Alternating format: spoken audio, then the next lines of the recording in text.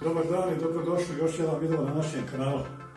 Danas ćemo raditi mašinu, napravu ili uređaj za savijanje PlexiGlassa. Znači, danas ću vam pokazati kako da se uradi jedna mašina za savijanje PlexiGlassa.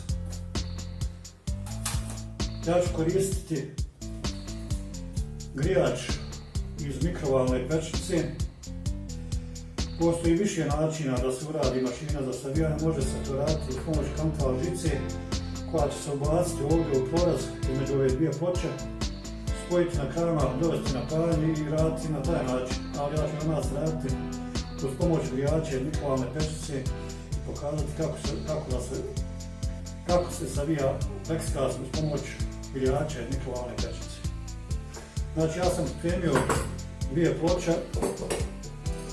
Pošto nisam imao U-vinklo od aluminija, koristio sam profil dva dijela i napravio U-vinklo, U-profil od ova dva dijela. Znači, potrebno je dvije ploče, iste veličine, jedan U-profil, dvije barlone,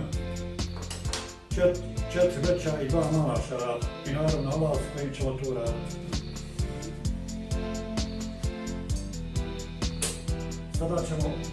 Sada ćemo početi sa sklapanjem ove mašine za savijanje PlexiGlassa.